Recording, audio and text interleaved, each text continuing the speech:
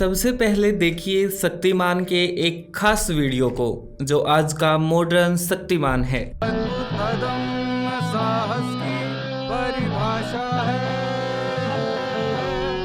ये मिट्टी मानवता की आशा है, ये सृष्टि की शक्ति का वरदान है, ये अवतार नहीं है, ये इंसान है।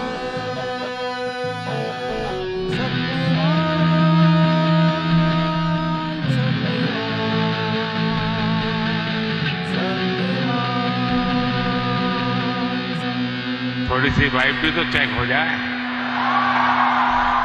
शक्तिमान का शो तो खत्म हुआ, लेकिन महामानव ने दैविक शक्तियों से केजरीवाल की शक्तियों को नष्ट कर दिया। भारत के जांबाज पुलिस और देशभक्त ईडी ने देर रात राजधानी दिल्ली के मुख्यमंत्री अरविंद केजरीवाल को गिरफ्तार करके एक नई मिसाल कायम कर दी है। ईडी ने यह साबित कर दिया है कि लोकतंत्र में सिर्फ बीजेपी ही रहेगी। वीडियो शुरू करने से पहले एक छोटी सी गाइडलाइन दर्शकों के लिए। बहुत किया है, हमको मोदी चाहिए। मोदी हमारा पति, हमारा भाई, हमारा बाप, हमारा गुरु है। आप सब बोलिए, क्यों आपको लगता है कि मोदी जो और योगी जी वो विकास दे पाएंगे जो और कोई नहीं दे? हम उनके ऊपर दिल दे बैठे। प्राइम मिनिस्टर मोदी वो हमारे लिए एक अवतार हैं। वो एक साधारण मनुष्य नहीं है। अगर आप इस तरह के लोगों में से हैं और दिल दे चुके हैं तो वीडियो देखना आपके लिए मुश्किल हो सकता है। ED means enforcement directorate. ED ने कल रात अरविंद केजरीवाल को उनके आवास से गिरफ्तार कर लिया है।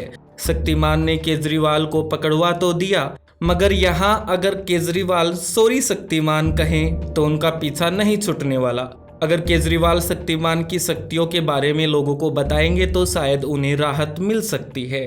आपको बता दें, ईडी ने 2005 से लेकर 2024 तक कुल 5,500 रेड मारी हैं, जिसमें से 25 केसेस पर ट्रायल हुए हैं। बात थोड़ी हैरानी की है। स्वतंत्र तरीके से अगर मैं अपनी बात रखूं तो इसका मतलब है कि पकड़े तो कई नेता गए हैं, मगर सबने बीजेपी को ज्वाइन कर लिया, जिसके कारण बाद में उनके ऊपर ना कोई केस चला और ना ही कोई ट्रायल चला। देशभक्तों की सूची तो हजारों में है, मगर आपको कुछ के नाम बता देते हैं। हार्दिक पटेल, जिनके ऊपर पहले से कई मामले दर्ज हैं और ईडी ने इन्हें गिरफ्तार किया था। ईडी के गिरफ्तार करते ही इन्होंने बीजेपी का दामन थाम लिया। इसके बाद इनके ऊपर दर्ज सारे केस हटा दिए गए। परवीन दरकार, नारायण राणे, अनेक ऐसे नेता हैं जिन पर ईडी ने रेड मारी और इन्होंने बीजेपी ज्वाइन कर ली। क्या दिल्ली की जनता केजरीवाल से खुश है? दिल्ली के लोगों का कहना है कि वह केजरीवाल से खुश है। दिल्ली में बिजली, हॉस्पिटल और महिलाओं के लिए पूरी दिल्ली में कहीं भी घूमने की आज़ादी है, वो भी बिल्कुल फ्री में। मुझे नहीं लगता हम सबके स्टेट्स में ऐसा कहीं है। मुझे लगता है ये और स्टेट्स की बजाय दिल्ली में तो बहुत अच्छा है। मगर ईडी ने अब केजरीवाल को भी गिरफ्तार कर लिया। आपको बता दें, ईडी का एक नया रूल है। ईडी किसी भी अपोजिशन की पार्टी के नेता को गिरफ्तार करके उसके ऊपर कोई भी इल्जाम लगा के उसे जेल में भेज सकती है। गिरफ्तार नेता को यह साबित करना पड़ेगा कि वो बेकसूर है, बजाय इसके ईडी साबित करे कि वो कसूरवार है। मान लीजिए अगर ईडी किसी नेता को गिरफ्तार करती है और कहती है कि इसने 100 एलियंस का कत्ल किया है और एलियंस से नेता ने मनी लॉन्ड्रिंग करवाई है, तो गिरफ्तार नेता को साबित करना पड़ेगा कि उसने एलियंस का कत्ल नहीं किया। जाहिर है नेता ऐसा कभी नहीं कर पाएगा और जेल से वो कभी बाहर भी नहीं आ पाएगा। फिलहाल अरविंद केजरीवाल को शराब घोटाले में गिरफ्तार किया है। अगर अरविंद केजरीवाल बीजेपी का दामन थाम लेते हैं तो उन्हें तुरंत छोड़ दिया जाएगा। अरविंद केजरीवाल से पहले मनीष सिसोदिया को भी गिरफ्तार किया गया था। फिलहाल वो सालों से जेल में बंद है और अपनी बेगुनाही साबित करने में लगे हैं। अगर ईडी ही भाजपा का हथियार है तो फिर चुनाव का देश में क्या मतलब रह जाता है? और अगर ईडी भ्रष्ट नेताओं को पकड़ती है तो आज तक बीजेपी के किसी भी नेता को ईडी ने गिरफ्तार क्यों नहीं किया है? ये एक विचार करने वाली बात है। कौन पार्टी सही है, कौन पार्टी गलत है, हम इस बारे में आपको नहीं बता सकते। क्या ईडी का ऐसा अपोजिशन को लेकर लगातार नेताओं की गिरफ्तारियां करना सही है? क्या किसी नेता को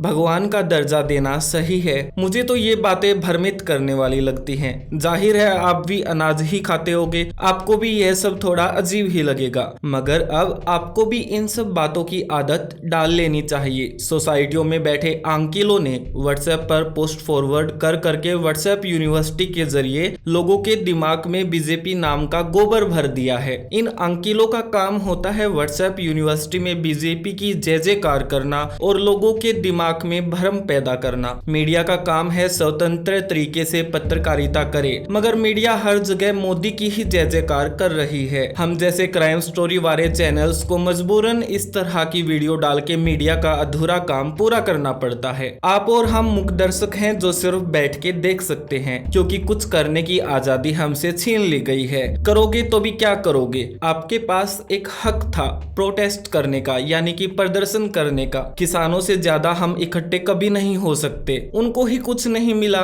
हमें कहां से मिलेगा? संसद के अनेक सांसदों में बलात्कारी और हत्यारे भी हैं। स्विट्जरलैंड की संसद में ये बात उठाई गई कि इंडिया की संसद में रेपिस्ट और मर्डरर हैं। उसके बाद संसद में खूब ठहाके लगे। अपना वोट बलात्कारियों को दे या हत्यारों को दे, सोच समझ कर दीजिएगा, क्योंकि इन दोनों के अलावा हम सब के पास कोई विकल्प नहीं रहा। हमने आपको खबर स्वतंत्र रूप से दिखाने और बताने की कोशिश की। हो सके तो वीडियो को लाइक और चैनल को सब्सक्राइब जरूर कर दीजिएगा। साथ ही नोटिफिकेशन बेल को भी ऑन कर दीजिएगा, ताकि आने वाली वीडियोस की नोटिफिकेशन आपको मिल जाए। चैनल सर्च में ना मिले तो आप @crimePod सर्च कर सकते हो। फिलहाल इतना ही, बाय।